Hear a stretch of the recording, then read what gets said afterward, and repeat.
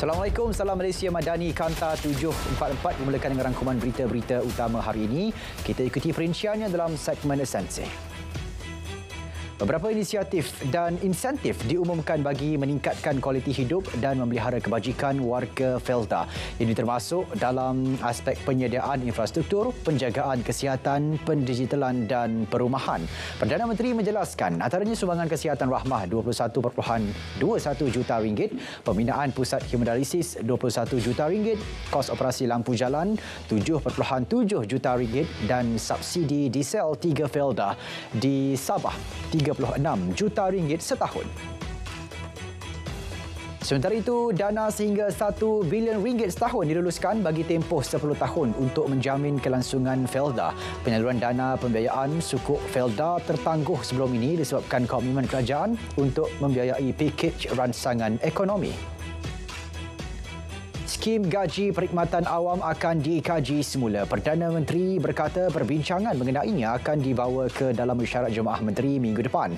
Keputusan untuk mengkaji semula berikutan tiada kenaikan diberikan bagi tempoh yang agak lama setelah kali terakhir dibuat pada tahun 2013. Seramai 79,668 calon lepasan SPM ditawarkan tempat ke Universiti Awam bagi sesi akademik 2023-2024. KPT dalam satu kenyataan memaklumkan mereka yang ditawarkan ke Universiti Awam itu adalah untuk pengajian asasi, diploma dan ijazah sarjana muda. 65,243 calon SPM pula ditawarkan melanjutkan pengajian di Politeknik, Kolej Komuniti dan institusi latihan kemahiran awam. 988 sekolah di Selangor menerima peruntukan RM26.5 juta menerusi program bantuan sekolah negeri Selangor pada tahun ini. Peruntukan bagi membaik pulih infrastruktur sekolah dan menyediakan persekitaran pengajaran dan pembelajaran yang selesa bagi guru dan murid. Menteri Besar berkata sejak dimulakan pada 2009, kerajaan negeri telah memperuntukkan RM260 juta.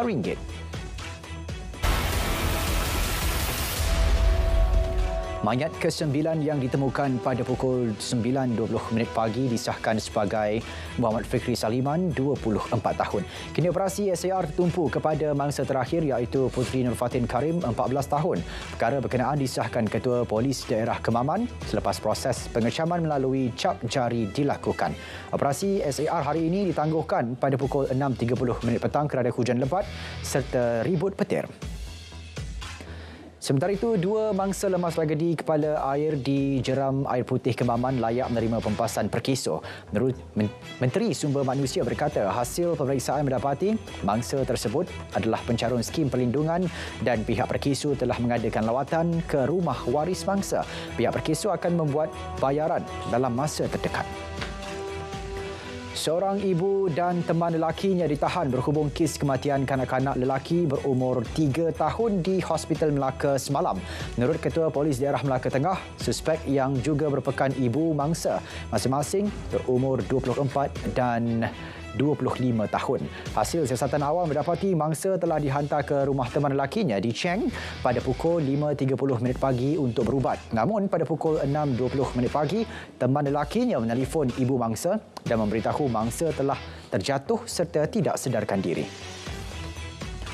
Polis Sabah berjaya melumpuhkan sindiket pengedaran dadah antarabangsa dipercayai aktif sejak 5 tahun lalu. Pusurujaya Polis Sabah berkata turut ditahan 6 lelaki tempatan berumur 30 hingga 33 tahun dan menyita barangan serta wang tunai bernilai RM1.2 juta. Sindiket menyasarkan pasaran tempatan dan luar negara dan operasi dijalankan di Lahad Datu pada 2 Julai lalu. 6 lelaki tempatan ditahan di sebuah premis selepas dipercayai terlibat dengan aktiviti memproses dadah di Jelapang Ipoh Rabu lalu. Ketua Polis Perak berkata kesemua suspek berumur lingkungan antara 32 hingga 57 tahun ditahan bersama pelbagai jenis dadah bernilai lebih RM672,000. Polis turut merampas dadah jenis metafetamin, heroin serta cecair metafetamin. Polis Merin Wilayah 5 Sarawak merampas 7 juta batang rokok pelbagai jenis dipercayai tidak bercukai bernilai 7.83 juta ringgit pada Rabu lepas. Rampasan dilakukan ketika pemeriksaan ke atas sebuah lori kargo operasi kontraban di Miri kira-kira pukul 9.40 malam. Pesuruhjaya Polis Sarawak berkata 3 lelaki warga tempatan berumur lingkungan 30-an dan 40-an turut ditangkap. Pemilik klub komedi Crack House, Muhammad Rizal Johan Van Jazel, didenda RM8,000 oleh Mahkamah Session susulan membuat hantaran video menyentuh sensitiviti kaum pada 22 Julai 2022. Rizal yang didakwa sebagai orang kena saman didakwa atas 3 pertuduhan membabitkan penghantaran komunikasi jelik di laman media sosial yang melibatkan Facebook, Instagram dan TikTok. KPDN Perak menumpaskan kegiatan penyelewengan diesel bersubsidi menggunakan lori tangki air dalam serbuan di Taman Pertama di Ipoh. Serbuan di sebuah stor di dalam kawasan penyelenggaraan bahan binaan tanpa nombor itu turut menemui 2,400 liter diesel.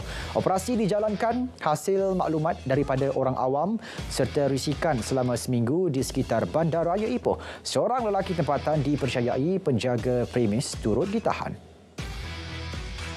Bagi menguatkuasa dan memantau bekalan beras di seluruh negara, KPDN bekerjasama dengan Kementerian Pertanian dan Keterjaminan Makanan melalui UpJamin.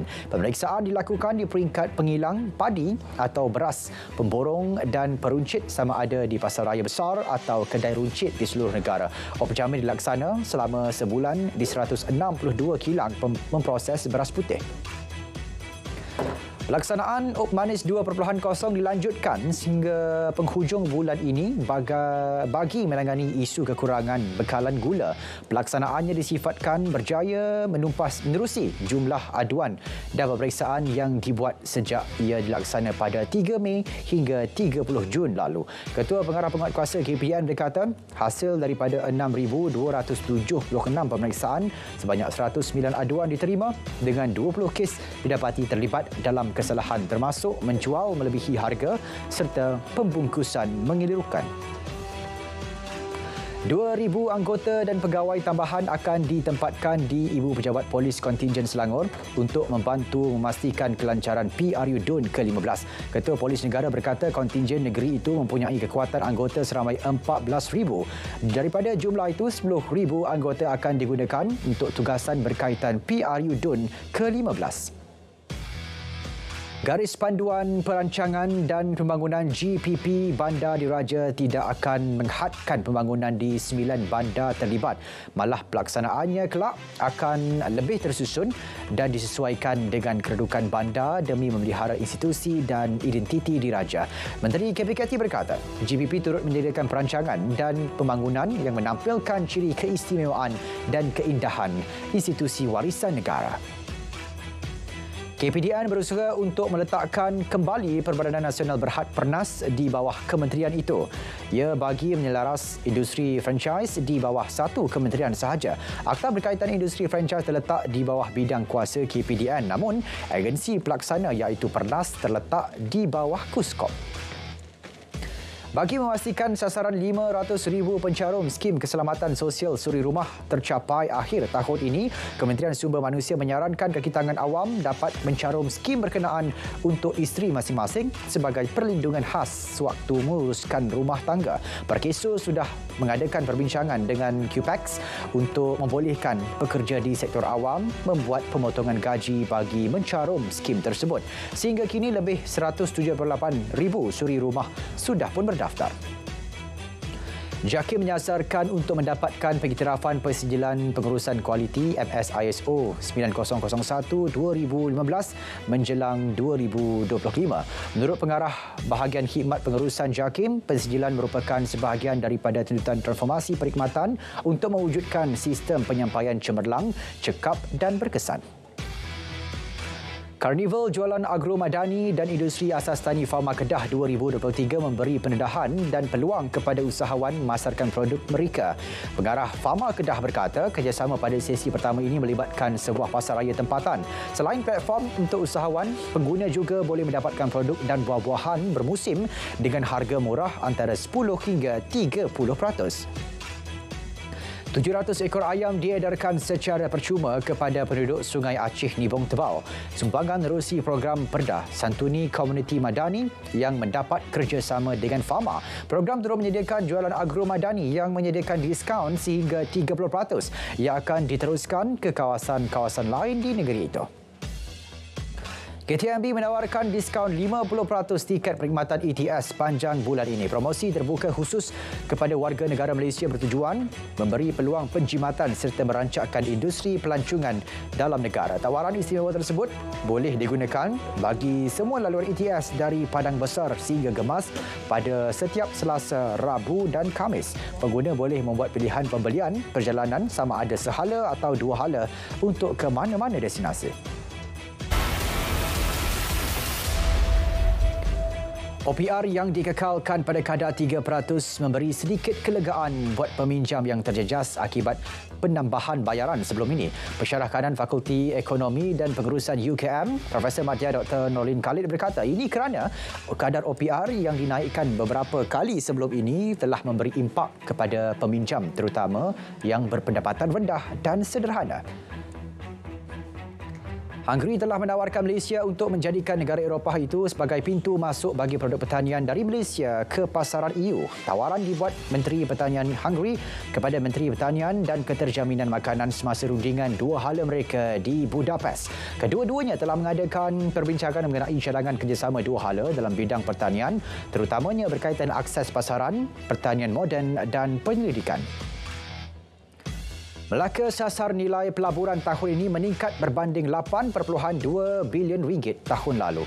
Ketua Menteri berkata setakat pertengahan tahun ini 5 bilion ringgit telah berjaya diraih. Sebelum ini kerajaan negeri menyasarkan 6 juta ringgit bagi tahun 2023. Untuk itu beliau yakin pelaburan kali ini meningkat terutama menerusi pelaburan asing yang dimeterai bersama kerajaan negeri. Penarafan Sarawak sebagai negeri berpendapatan tinggi oleh Bank Dunia bukti ekonomi negeri itu berada di landasan betul. Premier Sarawak berkata dengan pembangunan sumber industri utama seperti pelancongan, pertanian dan pelbagai ekonomi baru, ia tidak mustahil ekonomi itu terus berkembang.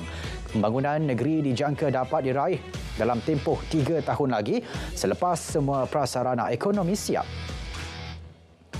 Proton Holdings Berhad memeterai perjanjian kerjasama strategik dengan 3 syarikat pembidaan dalam talian EBC untuk memudahkan proses penjualan kereta tukar beli pelanggan.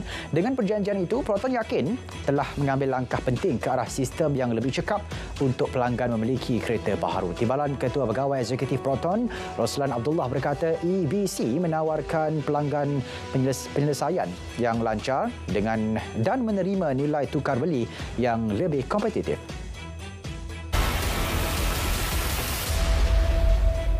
Korea Selatan menghormati semakan Badan Pemerhati Tenaga Nuklear PBB mengenai rancangan Jepun untuk melepaskan air radioaktif yang dirawat dari loji Fukushima yang rosak ke lautan.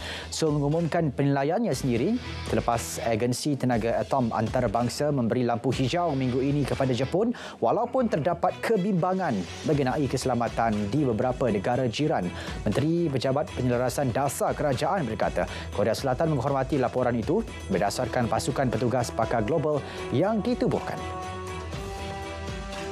Pihak Kastam China hari ini mengumumkan larangan import produk makanan laut Jepun dari 10 wilayah. Ia atas alasan faktor keselamatan susulan Tokyo meneruskan rancangan untuk mengalirkan air terawat daripada loji nuklear Fukushima ke laut. Salah satu wilayah berkenaan adalah dari Fukushima yang merupakan terletaknya loji nuklear. Pada masa yang sama, produk makanan dari bahagian lain akan melalui proses tapisan ketat dengan menyertakan dokumen khas sebelum dapat masuk ke pasaran China. Selepas berjaya mencapai 30 juta pengguna, platform baharu Threads milik syarikat induk Facebook, Meta menerima ancaman saman oleh Twitter. Peguam Twitter menuduh Meta akan rahsia perdagangan sistematik dan penyelewengan haram berikutan pelancaran aplikasi Threads. Mereka turut mendakwa perkhidmatan baharu itu dibangunkan oleh bekas pekerja Twitter yang menurutnya sengaja ditugaskan untuk mencipta aplikasi tiruan. Pemilik Twitter, Elon Musk berkata, persaingan adalah baik namun tidak bagi menipu. Angka kematian akibat banjir di wilayah Kherson yang dikuasai Rusia susulan kemusnahan empangan Kakhovka mencecah 55 orang. 2 lagi mayat ditemukan dalam tempoh 24 jam lalu. Bahagian atas loji jaringan Kakhovka di Sungai Dnipro rosak teruk dari 5 hingga 6 Jun menyebabkan aliran airnya keluar tidak terkawal. Moskow dan Kiev saling menyalahkan satu sama lain atas kemusnahan empangan itu.